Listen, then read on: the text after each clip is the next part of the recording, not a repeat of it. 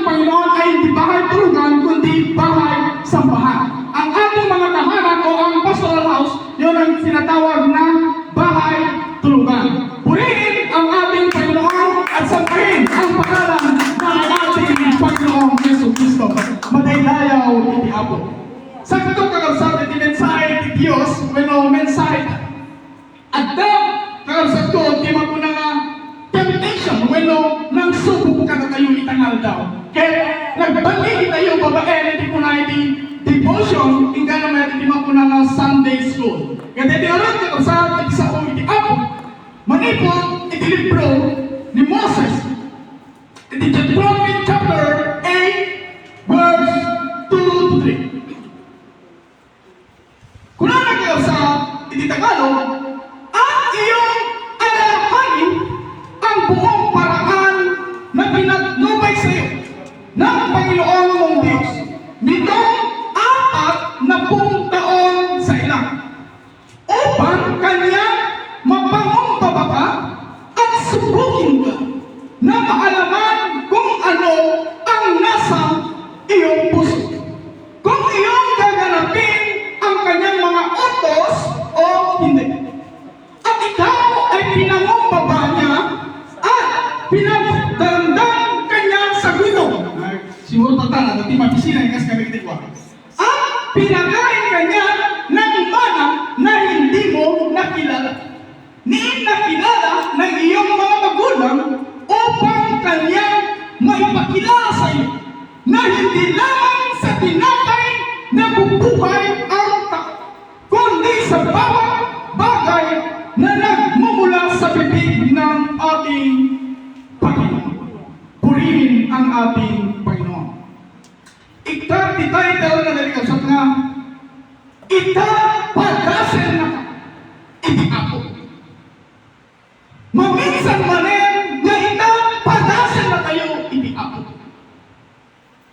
Ikay ilang iti tanawin dagit anak ni Israel ket maguna na pinalas isuda iti Apo.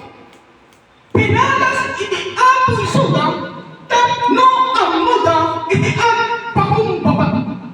Iti panag pakumbaba ket isu ti panag tulong iti Apo. Wenno iti lantad iti Dios. Iti panag pakumbaba ket isu iti panag nga ikay nga masuko iti anak ni Israel no aramigan na wenno saan. Madaydayaw iti Apo. Dito'y kakabsat. Kas na yan ito yung punana, hindi lamang sa tinapay na bubuhay ang tao, kundi sa bawat bagay na nagmumula sa Diyos. Ikay kakabsat ko, panawang dahil anak ni Israel sa kanilang kapanahon. Nagbibigay ang ating Panginoon ng mana o pagkain. Ikay kakabsat ko, na intern amin iti Apo, dahil parang taraon pisikal kadakwatan. Ngayon po, kakabsat ko, taawan kadakwatan, dahil magulang na masaktuan darwen ng sapat kadakwatan. Ikay awan kadakwatan di panagyaman iti Diyos. Iti amin nga banag nga taraon ipapaay iti Apo.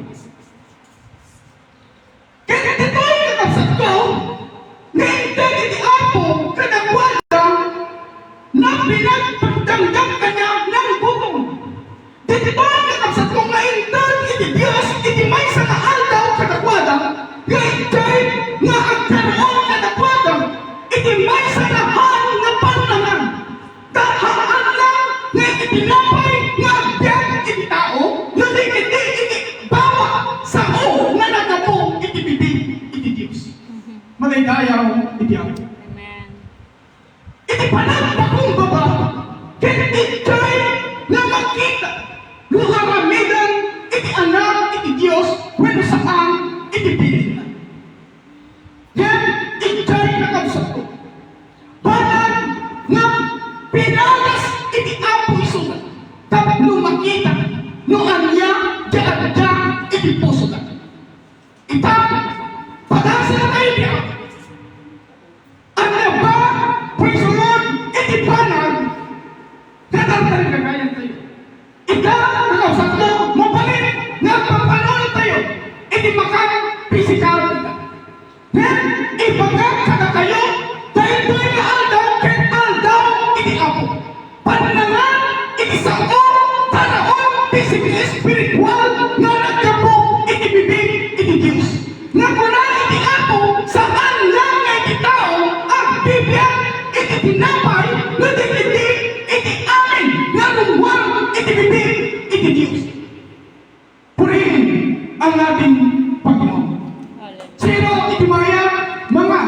iti taraon, na nagapoy iti bibig iti Diyos. When no banag, hallelujah, tinapay, iti tiyawala. Ito'y kakabsat ko, banag na nagiti anak ni Israel, di pamparoon na makanato. Makan pisikal. Ngayon, haalain na ititaraon, pisikal, ngagyan, ititaka.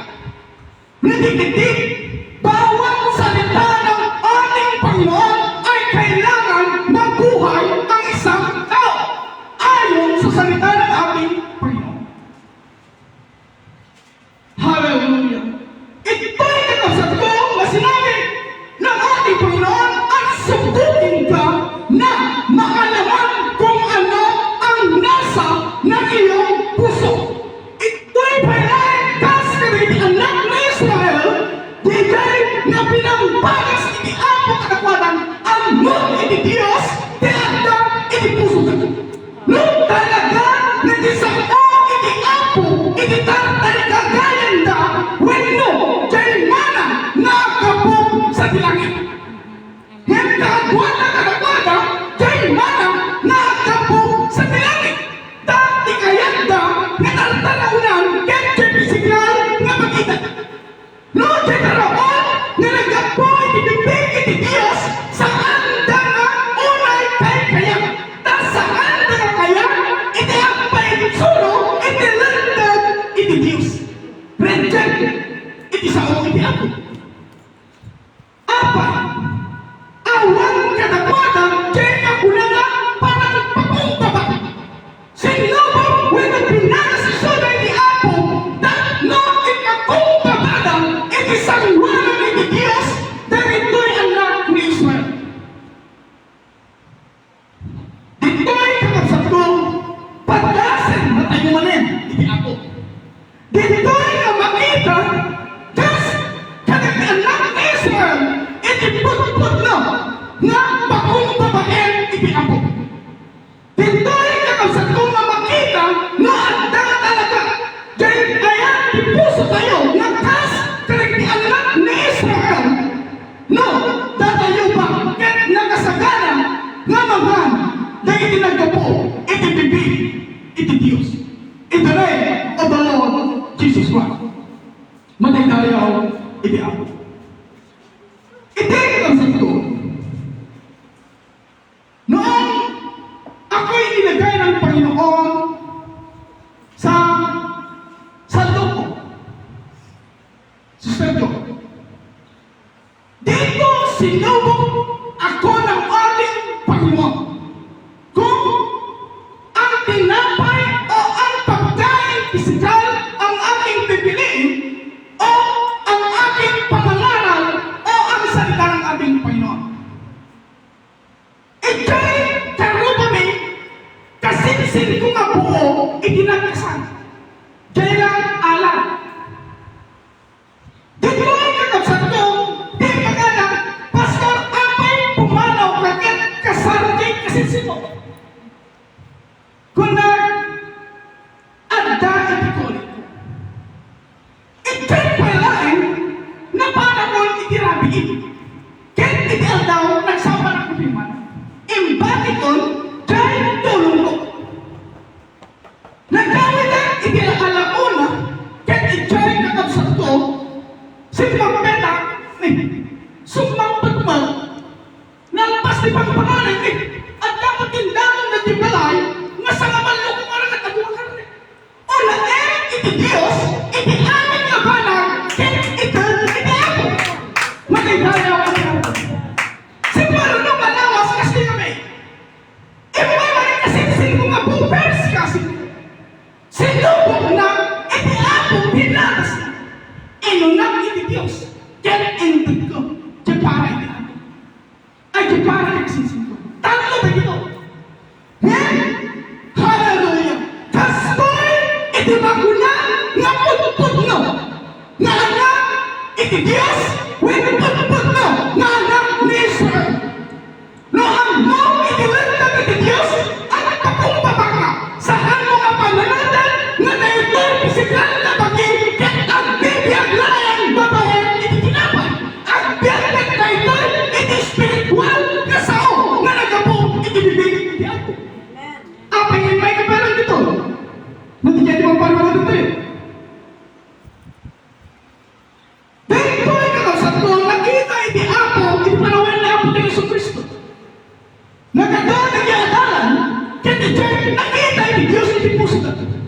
nga awan iti Diyos, iti puso na. Taapay mo na. Sakbay nga umasa ni kayo, nakita iti puso nyo. Nga saan nga nag-isao, nga nagapoy iti bibig, iti Diyos, iti natrigagayan nyo. Nga dikiti, dikiti mana, wenong ilagyo, nga makan, no apay, nga kayo. Dahil kayo sa tukit, maysa, nga parang, nga padas, para katatayo. Dahil kayo, maysa ka padas, musubukin na kayo iti Diyos, kasi di palang subok na, dahil anak ni Israel. Manilaya mo iti ako. So kuna na di pasol na po yan, Brother Johnson. Kuna na, kapsat ko na yan. At dati dito, di Thanksgiving. Thanksgiving, at nasa ano, sa uli ako, ajay magulang nga, hatayon sa sabay, ano, at di mo trubi. Yan yung kastoy nga Thanksgiving, nagpapartak tayo. Bueno, no ayuda na partak tayo. Ngayon ito sa uli ako, ikay nga managnado tayo. That's the word of the Lord. Brother Johnson, huwag na may kakasat yun. Nang tayo pana-pana, kaya ikay nga, papano natin tayo. Kasi nagdanak ni Israel, at dahil iniako nga Isu Kristo, wala ng Diyos, isangwanan ni Moses, nga ipagpano natin na, kaya mana, nga kapo sa dilangit. Awang ang tala na tagtodo. Ngayon, parang kakapsat ko, nga puna ni Moses, nga saan lang na itinapay ang Biblia ititao. No naman ka. Ngayon kung saan ka na namati, dito ay Japanin, Japina. Timay sa na namati, ang muna dahil ay nasa uli ako. Dahil ay dinaraman iti Diyos, iti maysa na Diablo, ijayla. Nga sinubo, iti Diablo, iti Apo. Alam mo na niya ba ito, kahit aramidin mo tinapay? Nasusulat, it is written, na hindi lamang sa tao na bubuhay ang tao, kundi sa bawat salita na nanggagaling sa bibig ng ating Panginoon. Hallelujah! Isang sa tumahaan na nagpunin na matcher dahil anak ni Israel. Tahaan daman nagpaituray when no saan daman nagpakumpaba kay panansubong iti apo katakada ti 40 years ikay ilang. Ikay ilang iso iti awanan. Tap may pakita when subukan iti apo isuda nga ang pakumpaba nga at naan ti panagtulong. Babaen iti lindad when sao nga nagapong iti bibig iti apo. Hallelujah, maligayaw iti apo. Ita padasan na tayo iti apo. Anya dagda iti puso tayo. Sabi ng ating Panginoon, hallelujah, sa ilang upang kanyang mapangumbabatan at subukin ka na makalaman kung ano ang nasa iyong puso. Kung iyong gaganapin ang kanyang mga utos o hindi. Ikaw ay pinangungumbaba niya at pinagdamdam kanya sa gutom. Mabalin dahil kanyang dalketas kagitian lang ni Israel na maka para sa iyo hindi pa nagbisik. Ngayon, no awang di pa nagpakumbaba dahil kinapadas nga nagkapoy ni Abo.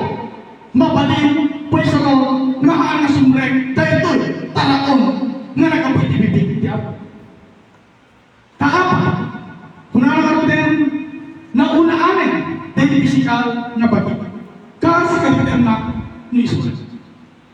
Tingnan ni Israel, ito'y naintan iti apo ni aglablak punasan nga mana taraon nga nagkapong sa dilangit. Ipakita iti Diyos kadagwadan na di agkurang. Haandang nga mapukawan iti mata. Kuna iti apo ipusan niya kita na iti kithaan nyo ay tuloy. Anya tinaramit na. Gapong tawalag na tigawan ka. Nararamit lugar nga kas na managladawang. Pwede sa ito. Indulid agad. Alam ko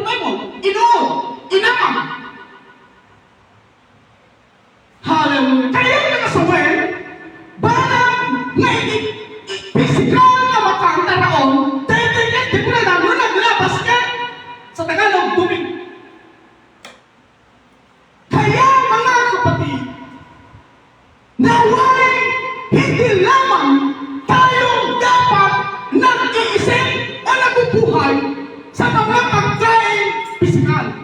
Naway tayo din ay mabuhay ayon sa mga salitang nagmula sa bibig ng ating Panginoon upang mabuhay ang ating kaluluwa. Madaydayaw siya. Amen. Hallelujah. Thank you, Jesus. Madaydayaw siya. Praise the name of the Lord. Napakabuti ng aming Panginoon. Amen. Hallelujah. Kunanan naman, ang iyong pagmumuli-muliin sa iyong puso na kung paano pinarurusahan ng tao ang kanyang anak, ay gayon din pinarurusahan ka ng Panginoon. Praise the Lord. Apay na pautang kaya mo. Tatlong isurot, iti tao. Kasi sa'yo mo, iti Diyos. Apay na iti naganakit pautang na. Naghanap-hanap